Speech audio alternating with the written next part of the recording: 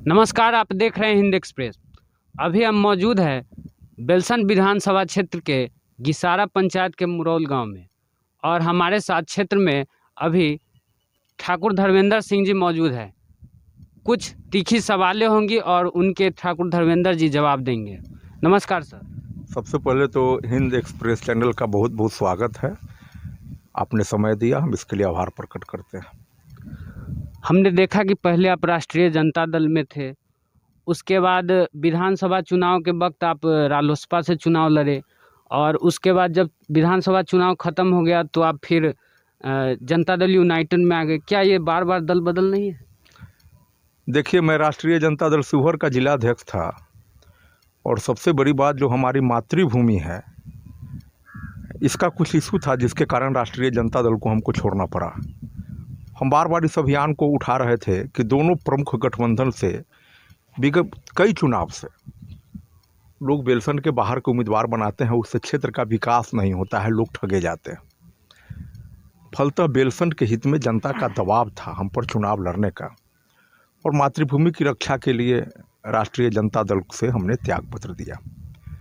बात आपने किया रालोसपा का, तो राष्ट्रीय लोक समता पार्टी ने मुझे टिकट देकर के सम्मानित किया। अब राष्ट्रीय लोक समता पार्टी का विलय जनता दल में हो गया।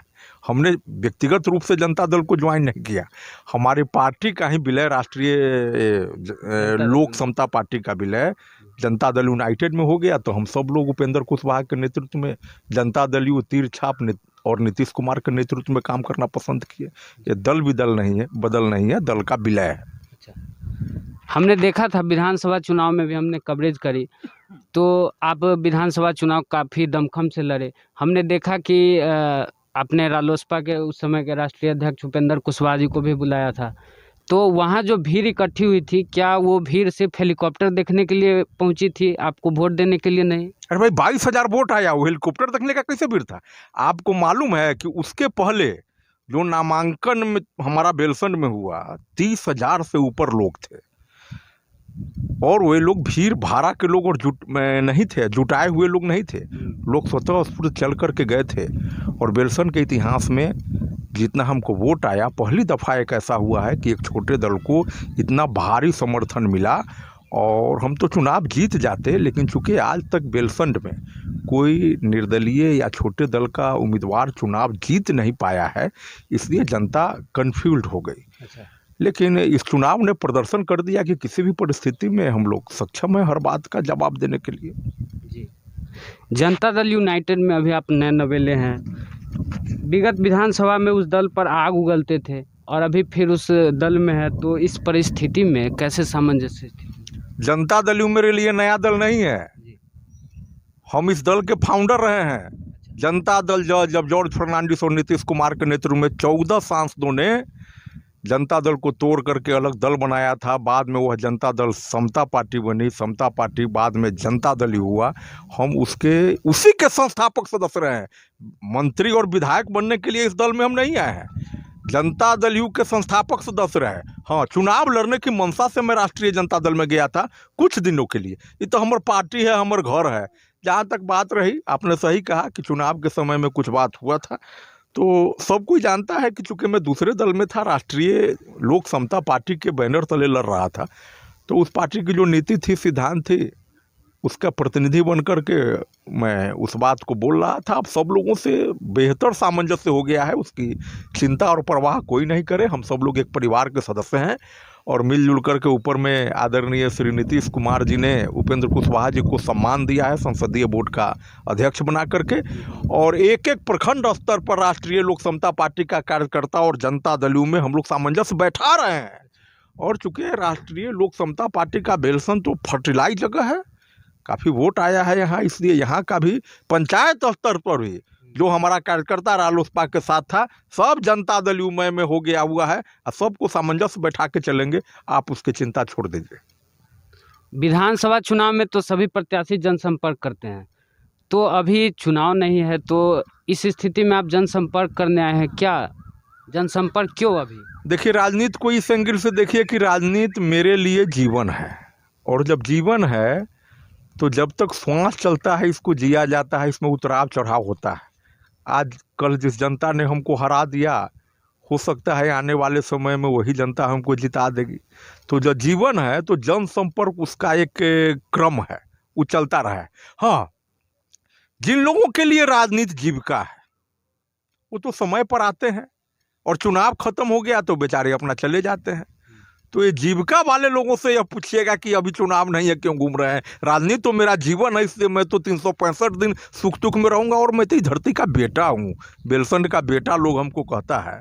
तो हमारा तो घर है, दूरा है, हमारा तो कामे है दिन बढ़िया घूमना। हम कोनो बाहर से थोड़े आते हैं, बाइली थोड़े हैं जे आने जाने का हमारा प्रोग्राम रहेगा।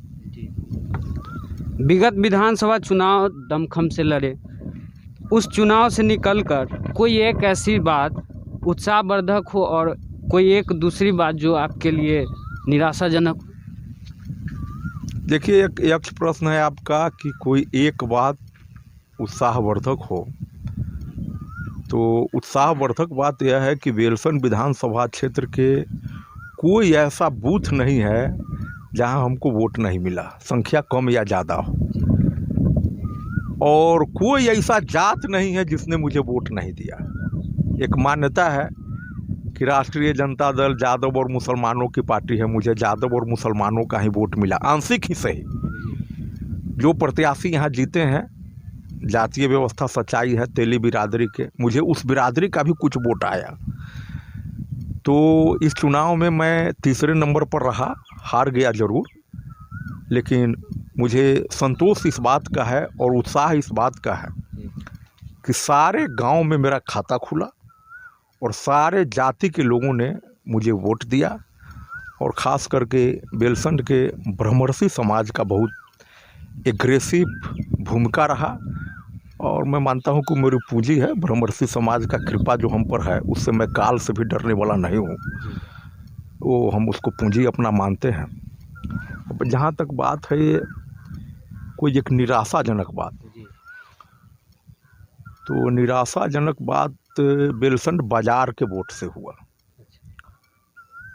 क्योंकि बेलसंड नगर पंचायत में बसौल और सरैया की बात को छोड़ दीजिए, तो हमने बिना जनप्रतिनिधि रहते हुए जो बेलसंड बाजार काला पानी से बुरी तरह प्रभावित था, उसकी लड़ाई यहाँ से लेकर पटना तक लड़ी।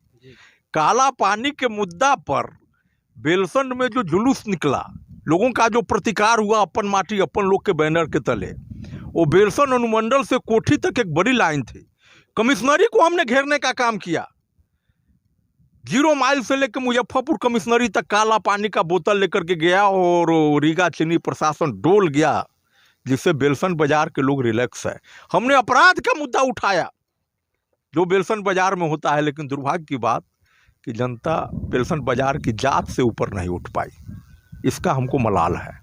हमने बेलसंड बाजार के विकास के लिए हमेशा कहा कि ये 16 पंचायत का अनुमंडल नहीं रहेगा, इसकी सीमा विस्तार हो। हम उसकी लड़ाई को, अगर बेलसंड अनुमंडल का सीमा विस्तार होता है, कुछ दूसरे प्रखंड से काट करके उसमें जोड़ा जाता है, तो एक चाय वाला से लेके एक होटल वाला से लेके कपड़ा व्यवसायी तक सबका व्यवसाय बढ़ेगा, लोग आएंगे। तो मेरी चिंता इस बात पर रहा कि बेलसंड अनुमंडल का विस्तार कैसे हो। विस्तार होने से बेलसंड बाजार को फायदा हो गया। और इन सब बातों को मैं चिल्ला चिल्ला कर कहता रहा, लेकिन दुख है कि लोग नहीं समझ पाए। उम्मीद है कि भविष्य में लोग समझ पाएंगे इस बात को। जैसा कि आपने कहा कि हर बूथ से खाता खुला, तो क्या आपको लगता है कि भविष्य में आपको यहाँ की जनता विधायक के पद पर आज चुनाव हो जाए तो 50,000 से कोनो बात रहेगा? कहीं कोई अब नहीं है, लोग समझ गया है तो लोग अफसोस करा, सर्वे करा ले लीजिए। आधे से लोग अफसोस कर रहा है, उसमें कोई दिक्कत नहीं है। एक बात हम इस चर्चा में जोड़ना चाहेंगे, अभी जो, क्योंकि आप सत्ता में, क्योंकि आप जदयू में विलय हो गए हैं तो आप सत्ता पार्टी में हैं, तो अभी जो भोजपुरी में अश्लीलता वाली जो मामला अभी चरम पे है, तो उसके लिए क्या आप लोग कोई कानून तैयार करना चाहेंगे जिससे ये ख़त्म हो? देखिए, कानून से ख़त्म नहीं होगा, इसके लिए समाज को आगे आना होगा। आखिर कोई गायक अश्लील गाना क्यों गाता है? क्योंकि लोग उसको सुनते हैं, उसका व्यूअर मिलता है। जब हम सुनना बंद कर देंगे, गांव समाज में शादी ब्याह हो रहा है, अश्लील गाना बज रहा है, तो कोई अब डांटने की संस्कृति नहीं है। बड़े बुजुर्ग लोग चाहते हैं डांटना, लेकिन वो नहीं डांट पाते हैं कि लड़कों से मुंह कौन लगाएगा, उदंडता बढ़ गया। तो एक तो इसके लिए एक सामाजिक मुहिम चलाना होगा कि भाई इस गाना को, ऐसे गाना को हम नहीं सुनेंगे बेटी बूढ़ सबके घर में। लेकिन मेरी चिंता दूसरी बात को लेकर के, भोजपुरी गायक लोग जो हैं आजकल इस प्रकार से धमकी दे रहे हैं जैसे कि वो अपराधी मलखान सिंह। जी, हम लोगों को भी धमकी मिला था। तो मुझे लगता है कि ऐसे लोगों को का तो बहिष्कार करना चाहिए। आम लोगों को, ऐसे लोगों का न सिनेमा देखिए, न ऐसे लोगों का गाना सुनिए जो है कलाकार और बात करे गुंडा लफंदर की तरह, अपराधी की तरह बात करता है। और इस प्रकार का वीडियो देखते तो हम लोग का खून खोल जाता है। अगर कोई आदमी प्रतिकार कर रहा है अश्लीलता पर, तो आप यही मन हो सही थे गुंडा बवाली हो जाइए, बंदूक उठाइए, काय के लिए गायक बन रहे हैं या डांट चमका रहे हैं। ये बहुत चिंता की बात है। धन्यवाद आपका हमारे साथ जुड़ने के लिए। बहुत बहुत धन्यवाद। तो अभी हमारे साथ ठाकुर धर्मेंद्र सिंह जी मौजूद थे, जो कि जनसंपर्क अभियान में चुनाव के बाद भी निकले हैं, और ये एक अच्छी बात है। और एक जो इन्होंने अच्छी बात कही कि भोजपुरी गाना, तो सही बात है। अगर हम लोग उसको सुनना छोड़ देंगे तो उनके व्यूअर कम हो जाएंगे और वो खुद नीचे आ जाएंगे। धन्यवाद। सहयोगी सत्यम के साथ मैं सौरभ, हिंद एक्सप्रेस।